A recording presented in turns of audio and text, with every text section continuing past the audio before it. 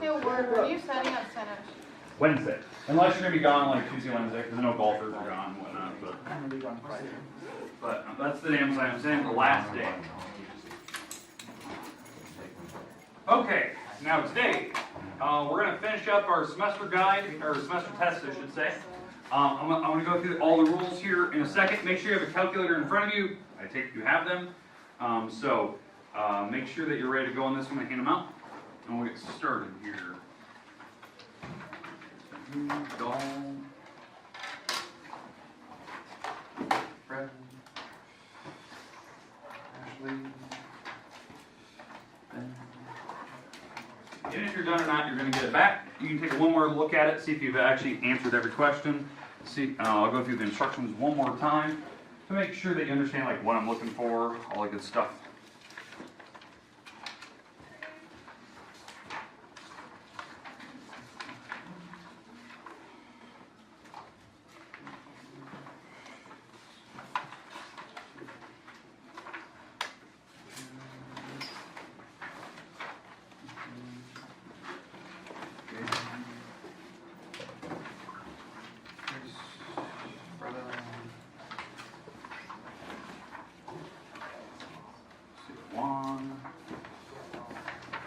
Now, okay, Cade's not here today. He'll be here. There are a few, so anyway. Okay, let's take a look at your test. Let's go through the instructions one more time, just to make sure everyone's got equal chance to kind of work on this. Number one, you have to find X and Y. Don't overthink that one. Just find X, Y. You don't need to do anything with it. You don't need to plug it back in or anything like that. Number two, my hint yesterday for you is I would label the picture with the parts that I give you there. And then once you have those parts labeled in the picture, then you can figure out what parts are equal so that you can actually solve that thing. That thing will be a system. It could be negatives, it could be positives, it could be decimals, it could be whole numbers. Whatever you have, just trust your answer, but make sure you are solving as a system. You have to find both letters, X and Y. Three, you have to solve for X. That's all you have to do. You do not have to plug them back in. Okay?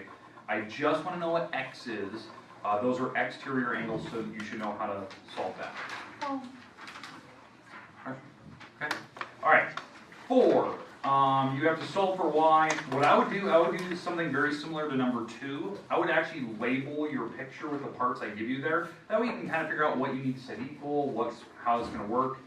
That is a rectangle, so know that. Five. Solve for X. That is a right triangle there. I would say use Pythagorean theorem.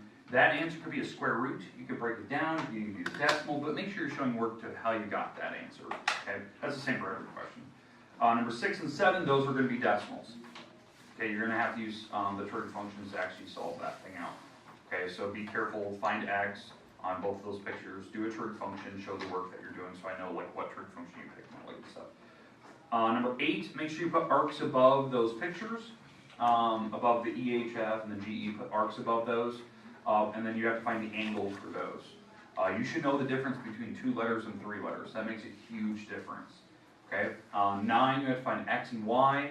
Remember, some people got that wrong in the last chapter test. You need to make sure that you're thinking about that problem. Don't just rattle off an answer. You have to think about like how that works. 10. You have to find the angle number 3. That is not the central angle. It's just an angle somewhere in the inside. So find 3. You should know your formula for that one. 11. Find the X there. That one. You should know your formula to find X to the segments. And then 12. You have to find the area of the triangle.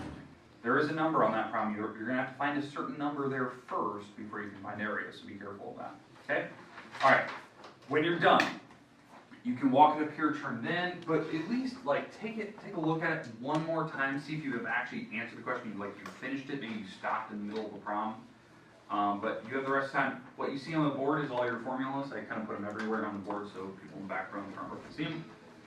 Use them. When you're done, walk it up here, and then you can do whatever you need to at the end of class here. You can study for other semester tests you have today. I think there's biology coming up. There's world history, I think yesterday. There's Spanish. There's a bunch of stuff going on this week. So take advantage of this time to actually use it to study for those. Okay, the rest of the time is yours. When you're done, walk it up. I'll take them and make sure you bring my calculators back. Okay. When you turn in today, I'm going to assume that you are done.